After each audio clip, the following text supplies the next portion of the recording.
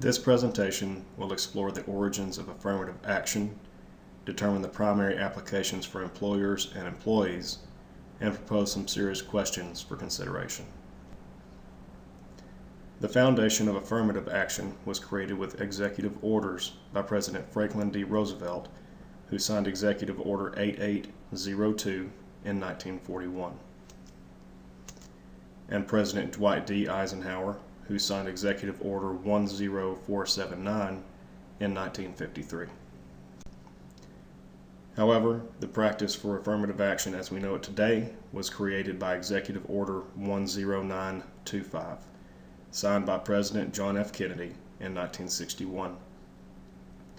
This measure required that the government employers not discriminate against employees or applicants because of race, creed, color, or national origin. It also has implications for education.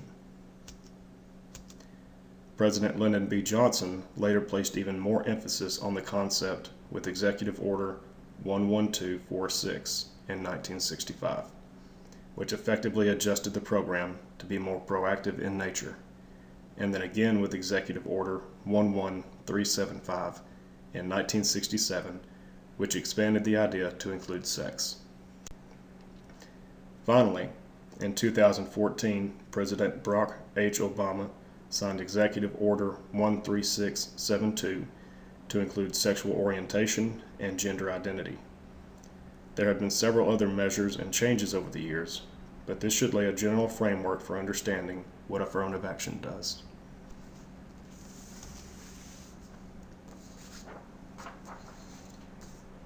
Currently, affirmative action only applies to employers who have 50 or more employees and $50,000 in federal contracts, unless that contract was entered after December 1st, 2003. In those cases, the contract must be for $100,000 or more. Employers who meet these thresholds must have a written plan for affirmative action, covering such strategies as recruiting, hiring, and advancing the protected classes. This must all be in place within 120 days of entering the qualifying contract. Unless an audit or complaint triggers additional proceedings, this plan is all that employers must do to comply. However, the likelihood of an issue arising from a half-hearted plan or failure to execute the plan effectively forces employers to take steps which clearly shows results from their plan. While this helps ensure diversity in the company's ranks and provides opportunities for people who might not have otherwise received them, there is also the possibility that the best person for a job might not be the candidate who is hired.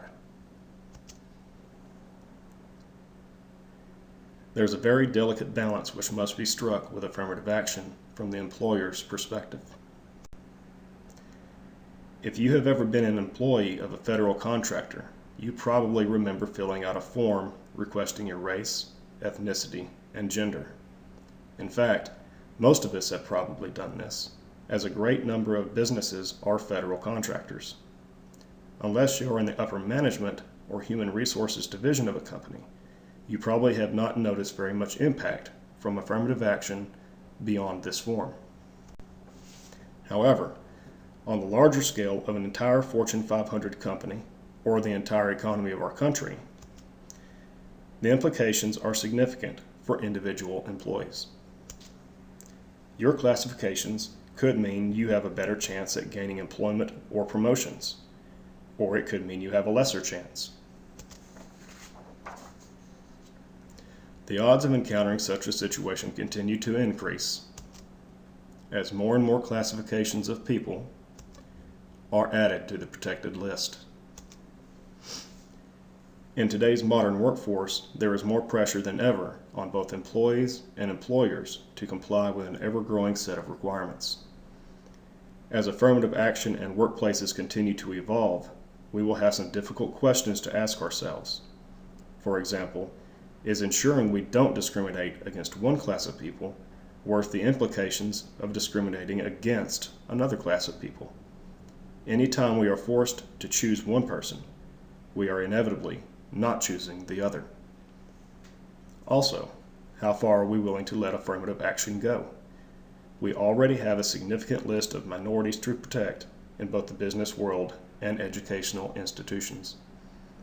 Should we also address the lack of diversity on many athletic teams, academic teams, and various clubs and associations? What about the severe imbalance of representation of political ideology in college and primary education staffs across the country? In the end, two questions matter most to me. What does it say about us as a society that we think we need a federal mandate to protect one class of people or another or from another? What does it say about us as individuals that we would want to benefit from such a protection rather than our merits? Thank you for viewing my presentation on affirmative action. Whether you agree or disagree with me, I hope you choose to learn more about it.